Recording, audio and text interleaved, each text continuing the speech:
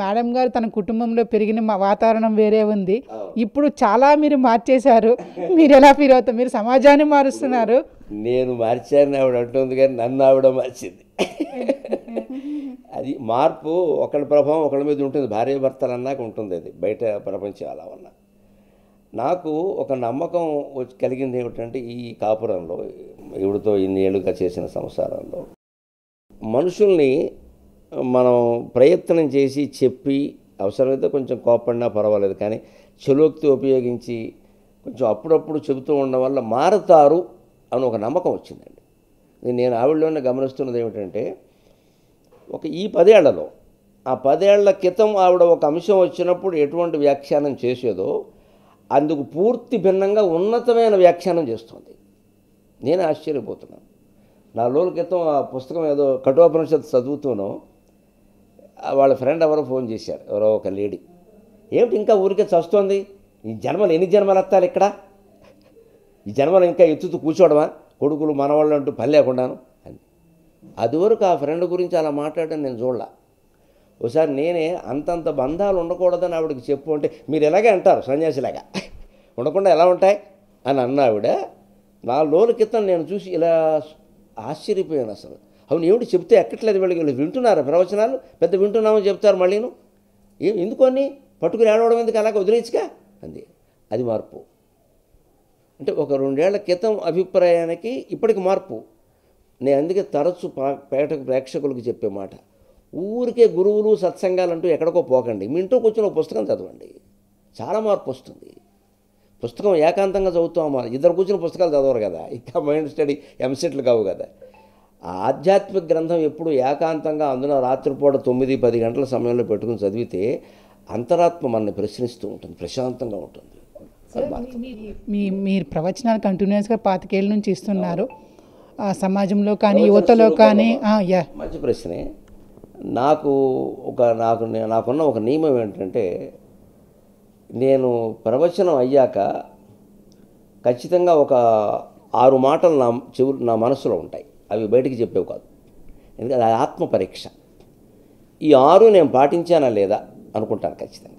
ప్రతి ప్రవచనానికి అనుకుంటాను, వేదికి దిగి అలాగా ఎవరింటికి కానీ వసతికి కానీ వెళ్ళగానే, వీలైతే కారులో తీసుకెళ్ళేటప్పుడే నేను ఖచ్చితంగా అనుకున్నట్టుగా ఇవి పాటించి చెప్పాను లేదు, విషయం కాదు, చెప్పేటప్పుడు పాటించే నిబంధనల విధానం, ది మీడియా, అందులో పాటించానా లేదా అనుకుంటాను. అవి ఒక 10 ఏళ్ల క్రితం నాకే ఇబ్బందిగా ఉండేది, అనుకున్నట్టు చేయలేకపోయాం, ఆ మాట ఎందుకు వచ్చింది, లేకపోతే ఈ అనుకున్నది ఎందుకు రాలా, ఇంత సమయం ఎందుకు తీసుకున్నాం ఈ పద్యానికి, ఈ శ్లోకానికి అని నన్ను నేను తిట్టుకున్న సందర్భాలు కూడా ఉన్నాయి. నేను నిజాయితీగా చెబుతాను, మన పనికిరాం అసలు, మనమే అనుకున్నట్టు చేయలేకపోతున్నాం. ఈ హెచ్చరికే నన్ను చాలా పరిపక్వ స్థితికి చేర్చింది. ఈ మధ్యన ఒక 7-8 ఏళ్ళుగా నా ప్రవచనాల్లో నాకే కనిపిస్తున్న మార్పు ఏంటంటే, నేను అనుకున్న ప్రకారం ఆ మనస్సులో ఉండే 6 పాటిస్తూ ఒక సమయంలో 2 గంటలు ఉంటుంది నా ప్రవచనం సుమారుగా. 2 గంటల సమయంలో నేను 12 శ్లోకాలు లేకపోతే 16 శ్లోకాలు చెప్పాలనుకుని చెప్పిండు పూర్తిగా చెప్పగలుగుతున్నాను. ఆ మార్పు వస్తుంది. అంటే ఇంకా ఎక్కువ విషయాలు వేరేవి ప్రస్తావించద్దు, ఆ సబ్జెక్టుకి ఖాయమైపోదాం.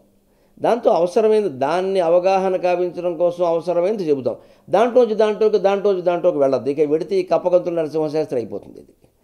అది నిజానికి నేను మొహమాటం లేకుండా ఒప్పుకుండా, ఏ ప్రవచనకర్త అయినా జాగ్రత్త పడాలి, అక్కడ జాగ్రత్త పడకపోతే గంతులు వేసుకుంటూ వెళ్ళిపోతాం, అసలు సమయానికి వచ్చేసరికి సమయం అయిపోతుంది. పైగా తక్కువ సమయం ఇచ్చారండి, ఏం లేదు, వారు బాగానే ఇచ్చారు. ఈ మార్పు నాకు ఒక 7-8 ఏళ్ల బట్టి కనపడుతోంది. అంచేత ఈ మధ్యన నా ప్రవచనాల పద్ధతిగా నేను అనుకున్న ప్రకారం చేస్తున్నాను కాబట్టి అది చేరవలసిన వాళ్ళు చేరుతోంది, ఆ మార్పు కూడా వస్తుంది. గురువుగారు ఈ విషయంలో ఇలా చేసింటే బాగున్ను, ఇలా చేయకుండా ఉంటే బాగున్ను అన్న అభిప్రాయం ఎప్పుడైనా అనిపించిందా? అన్నం దగ్గర చెబుతావు కదా, చెప్పు. ఏంటంటే 2 ఐటెంలు ఉండాలంటారు, అదే పెద్ద కంప్లైంట్ నాకు. పైగా రెండిట్లో కొంచెమే మనం వడ్డిస్తూ ఉంటే తను ఎదురకుండానే వడ్డించాలంటారు, గరిటె 2వ గరిటె వేయనివ్వరు. నాకు అదే పెద్ద కంప్లైంట్. ఇంత మాట్లాడతారు కదా, దానికి తగినది తినకపోతే ఎలాగా? అంత నియమం, ప్రొద్దుట టిఫిను కాఫీ అంతే, మధ్యాహ్నం భోజనం ఒకటి, మళ్ళీ రాత్రి ఏమీ తినరు, 2 పళ్ళు తింటారు. 2 అరటి పళ్ళు లేకపోతే ఒక బత్తాయి పండు ఏదో ఒకటి. ఇంతకుముందు 2 బత్తాయి పళ్ళు తినేవారు, 2 దానిమ్మలు ఒలిచి పెడితే తినేవారు. ఇప్పుడు ఒకటే. ఆహారం లేకపోతే ఈయన సమాజానికి అవసరం కదా ఇలాంటి మాట. ఎందుకంటే చాలామంది మేము మారాం అంటున్నారు. ఆయన ప్రసంగాల వల్ల చాలా తెలుసుకున్నాం అంటూ ఉంటారు. ఈయనకి చేయడమే కాదు, నాకు కూడా ఫోన్ చేసి చెప్తూ ఉంటారు. అలాంటి అవసరమైన మనిషి ఆరోగ్యం పట్ల కొంత జాగ్రత్త తీసుకోవాలి కదా. అదే నా కంప్లైంట్. అదే నా కంప్లైంట్. అది రోజు మాకు తగదే. చాలు ఇవి తినేది చాలు అంటాను నేను. మజ్జిగతో కలిపి మూడో విషయం మజ్జిగ. సాయంకాలం పోనీ ఏమన్నా కాఫీ తర్వాత ఏదైనా తింటారంటే మునివేళ్లతో తీసుకుంటారు. ఏదైనా అక్కడ జంతిక పలుకులు కానీ ఏమన్నా చేస్తే ఈ మునివేళ్లతో తీసుకుని అంతే. మరి మునియనవాడు మునివేళ్లతో తీసుకుంటారు. అలా తీసుకుంటారు. నాకు కడుపు నిండా తినాలన్నది నా కోరిక. సహజంగా ఏ భార్యకైనా ఉండే కంప్లైంట్ అదే. భార్య అంటే తల్లిదండ్రులు. ఇంత గొప్ప భార్య మీకు. నిజమే, అది నిజమే. నేను ఎందుకు ఈవిడికి బిరుదు ఇచ్చాను నేను. మీకు పద్మశ్రీ వచ్చింది నాకేమిటారు, నువ్వు పద్మశ్రీ అన్నాను నేను.